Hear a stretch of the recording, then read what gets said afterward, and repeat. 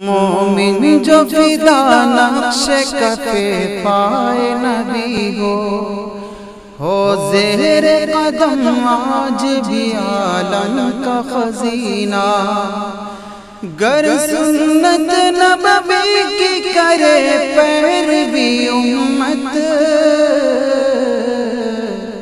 طوفان سے نکل جائے گا پھر اس کا سفینہ، طوفان سے نکل جائے گا پھر اس کا سفینہ۔ بسم اللہ الرحمن الرحیم، نحمدہ و نصلی علی رسولہ الکریم، اما بعد۔ انسان جب سو کر کے اٹھتا ہے تو اس کو نئی زندگی ملتی ہے، اس لیے کہ سونا اور مرنا دونوں ایک ہی ہے۔ انسان سو جائے تو بہت ایسا ہوتا ہے، سوئے سو ہی گئے، اب اٹھ ہی نہیں گئے، اس لیے کہ اللہ پاک کی طرف سے گویا ان کا وقت پورا ہو گیا۔ تو اب سونے کے بعد اٹھ گئے صبح صحت و سلامتی کے ساتھ، تو گویا یہ ایک نئی زندگی ملی ہے۔ اسی لیے حدیث پاک میں فرمایا گیا جب سو کر کے اٹھو تو یہ دعا پڑھو، الحمدللہ الذی احیانا بعد ما اماتنا۔ اے اللہ، آپ کا شکر ہے، آپ کا احسان ہے کہ آپ نے مرنے کے بعد دوبارہ ہم کو زندہ کیا۔ اب نئی زندگی ملی تو صبح سے لے کر کے شام تک یہ دیکھنا ہے کہ اس نئی زندگی سے ہم نے کتنا فائدہ اٹھایا۔ دنیا کے اعتبار سے تو ہم میں سے ہر آدمی دیکھتا ہے، غور کرتا ہے کیا نفع ہوا، کیا نقصان ہوا، کیا آیا کیا گیا، لیکن ایک مسلمان ہونے کی حیثیت سے ہماری ذمہ داری ہے کہ ہم اس پہلو سے غور کریں کہ دینی اعتبار سے ہم کو کیا ملا، کیا فائدہ ہوا، کیا ہماری ترقی ہوئی۔ اگر اعمال کے اعتبار سے، دین کے اعتبار سے، ایمان کے اعتبار سے اگر کچھ ہم کو مل گیا تو یقیناً یہ ہمارے لیے قابل شکر بات ہے کہ نئی زندگی دی اللہ پاک نے، اور اسی کے ساتھ ہم کو توفیق مل گئی کہ ہم کو کچھ نفع اور فائدہ ہو گیا، دینی اعتبار سے ہم نے کچھ کما لیا۔ اور اگر دینی اعتبار سے کمائی نہیں ہو پائی، خالی ہاتھ ہو گئے، کوئی نفع اور فائدہ نہیں ہوا، تو اللہ پاک نے جو احسان کیا، موت کے بعد زندگی دی، اس کا ہم نے گویا اس کی ہم نہ قدردانی کر سکے، نہ اس کی ہم شکر گزاری کر سکے۔ ہم سب اگر اس انداز پر روزانہ اپنا جائزہ لیتے رہیں اور اپنے آپ کو دیکھتے رہیں کہ کتنی ترقی ہو رہی یا تنزل ہو رہا ہے، تو انشاءاللہ دھیرے دھیرے پھر ایک احساس اور فکر پیدا ہوگا، اور وہ پھر انسان کے لیے وہ ترقی کا ذریعہ بن جائے گا۔ جو دن بھی ہم کو مل رہا ہے یہ اللہ کی طرف سے گویا کمائی کرنے کا ایک موقع ہم کو عطا فرما رہے ہیں، اور جو وقت ہمارا غفلت میں، لاپرواہی میں، اللہ نہ کرے گناہوں میں گزر رہا ہے، تو گیا وقت تو واپس تو آتا نہیں ہے، تو وقت کی بھی ناقدری ہوئی، نعمت کی ناقدری ہوئی، اور کچھ کما نہیں پائی، اس سے محرومی والی ہو گئی جا کر کے۔ تو اس لیے جیسے کہ ایک دکاندار، کاروباری صبح سے لے کر شام تک اگر بیٹھا ہے، ایک گاہک بھی نہیں آیا تو اسے فکر ہوتی ہے، بھئی آج کیا ہوا، ایک گاہک بھی نہیں آیا، بکری نہیں ہوئی، اور اس کو پریشانی لاحق ہو جاتی ہے۔ اسی طرح اللہ ہم کو بھی فکر نصیب فرما دے اعمال کے اعتبار سے اور دین کے اعتبار سے، کہ صبح سے لے کر کے شام تک ہمارا جو وقت گزرا ہے، اگر کوئی کام ہی نہ کر پائے، دینی اور اعمال نہیں کر پائے، تو ہم کو غم ہونا چاہیے، جیسے اس کاروباری کو غم ہو رہا ہے کہ بھئی آج کچھ کمائی نہیں ہماری ہو پائی۔ اگر ہماری نمازیں قضا ہو گئی، جماعت چھوٹ گئی، مسجد کی حاضری نہیں ہو پائی، تلاوت نہیں ہو پائی، تسبیح نہیں پڑھ پائے، تو ایسا ہوا کہ بکری ہوئی ہے بالکل. تو اور پھر کہیں اگر خدا نہ خاصہ گناہ کر لیا تو یہ اور گھاٹے کا سودا ہو گیا کہ جو اپنے پاس جو کچھ تھا وہ بھی ضائع کر دیا. فکر جو ہے اس انداز کی اگر ہو جائے تو پھر اصلاح بہت آسان ہے، پھر ترقی کا راستہ کھل جاتا ہے انسان کے لیے.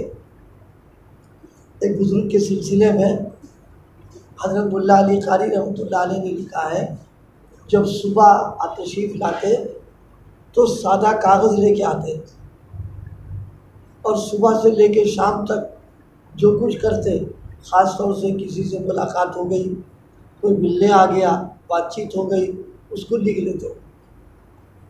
شام کو پھر پورا وہ کاغذ ظاہر صبح سے لے کے شام تک وہ بھری جاتا تھا، اس کو دیکھتے کہ کتنے کام صحیح ہوئے، کتنے غلط ہو گئے.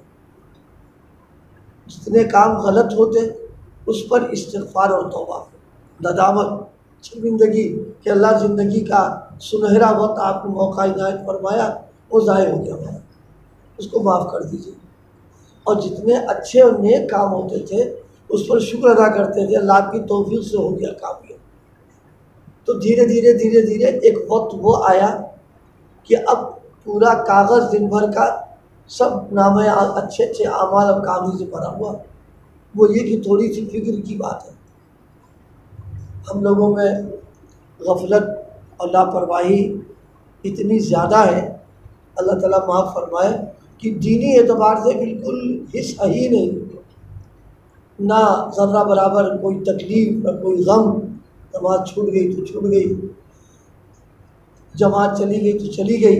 ایک وقت تھا کہ ایک تکبیر اولیٰ جب فوت ہو جاتی تھی تو اتنا غم ہوتا تھا جیسے کسی کا گھر میں حادثہ ہو گیا، اور جو کیفیت وہ ہوتی تھی کہ وہ تعزیت والی کیفیت بن جایا کرتی تھی. ظاہر ہے کہ یہ فکر و بیداری کی بنیاد پر ہے.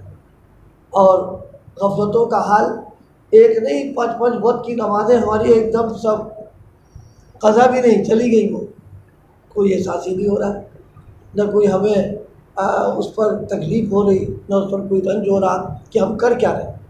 تلاوت نہیں کئی روز ہو رہی ہے، اللہ کا نام کئی روز نہیں لے رہے. تو یہ چیزیں جو ہے یہ آدمی کے اندر گراوٹ پیدا کر دیتی ہے، جو غفلت اس درجے پر آ جائے انسان کے لیے. اللہ پاک ہماری غفلتوں کو دور فرمائے اور ہم کو فکر نصیب فرما دے. جیسے دنیا کی فکر ہے ترقی کی، دین کی بھی اللہ اسی انداز کی فکر نصیب فرما دے. دنیا کی ترقی عارضی ہے اور دین کی ترقی جو ہے وہ دائمی ہے. دنیا کی ترقی وقتی طور پر ہے، اور جو ہے دین کی جو ترقی ہے وہ یہاں کے لیے بھی اور وہاں کے لیے بھی. اسی لیے بزرگ نے فرمایا ہے، جتنے دن تم کو دنیا میں رہنا ہے اس کے اعتبار سے محنت کرو، اور جتنے دن تم کو آخرت میں رہنا ہے اس کے اعتبار سے محنت کرو. اب دیکھنا کہ دنیا میں کتنے دن ہم کو رہنا ہے. ابھی 60 سال 70 سال 80 سال 100 سال، ایک نہ ایک دن تو آوے گا ہی کہ ہم کو یہاں سے جانا پڑے گا. اور آخرت کا جو ہے وہ دائمی اور ہمیشہ ہمیشہ ہے. اس اعتبار سے ہم اپنے روزمرہ کی زندگی کا اگر جائزہ لیں تو ہم کو خود اندازہ ہو جائے گا کہ ہمیشہ ہمیں جہاں رہنا ہے وہاں کی کتنی ہم تیاری میں لگے ہوئے ہیں، اور جہاں وقتی طور پر رہنا ہے اس کی کتنی فکر ہے. وقتی طور پر جہاں رہنا ہے وہاں کے راحت کی، آرام کی، سہولتوں کی فکر لگی، یہ ہو جائے وہ ہو جائے، ایسا کر لیں ویسا کر لیں تاکہ ہو جائے. لیکن جہاں ہم کو مستقل رہنا ہے، شاید باید 24 گھنٹے میں کسی اور چیز کی ہم کو فکر آ جاتی ہو، یہ ہے غفلت کی بات ہمارے لیے جو انتہائی درجے کی مضر ہے. اس لیے بھائی اللہ، اس لیے جب صبح ہو، اللہ مجھے بھی توفیق دے، آپ کو بھی توفیق دے، جب صبح ہو جائے اور نئی زندگی کی نعمت ملے تو بس ایک اپنا معاہدہ کر لیں اپنے نفس سے کہ اللہ پاک نے یہ جو نعمت دی ہے آج اس کو پورے قدردانی کے ساتھ گزاریں، اور آخرت کے اعمال، آخرت کی کمائی اور آخرت کی زندگی کی فکروں کے ساتھ گزاریں. آخرت کی فکر کا یہ مطلب نہیں ہوتا کہ دنیا کو آدھی لات پالے، نہیں، وہ فکر غالب رہے اس کی. دنیا بھی کمائے اسی کے لیے کمائے، ظاہر ہے کہ ایسا شخص تو یہاں کے لیے بھی کامیاب وہاں کے لیے بھی کامیاب۔ تو بھائی ہم سب لوگ زندگی کی نعمت جو روزانہ مل رہی ہے اس کے بارے میں فکر رہنا، سوچنا کہ اس کا کتنا فائدہ ہم کو ملا یا نقصان ہوا۔ اگر نقصان ہو گیا تو اللہ تعالیٰ سے توبہ، استغفار، تلافی، تاکہ ناقدری کی پاداش میں ایسا نہ ہو کہ اس نعمت ہی سے محروم کرتے ہیں۔ ظاہر ہے ان کے اختیار محروم کر ہی سکتے وہ تو اس میں، اور اگر توبہ استغفار کریں گے تو اللہ پاک کی طرف سے پھر موقع ملے گا کام کرنے کا۔ لیکن عمل کرنے کا جو موقع ہاتھ آئے تو اس وقت کو ضائع نہیں کرنا چاہیے۔ اللہ پاک ہم سب کو اپنی دی ہوئی اس نعمت کی قدردانی کی توفیق عطا فرمائے۔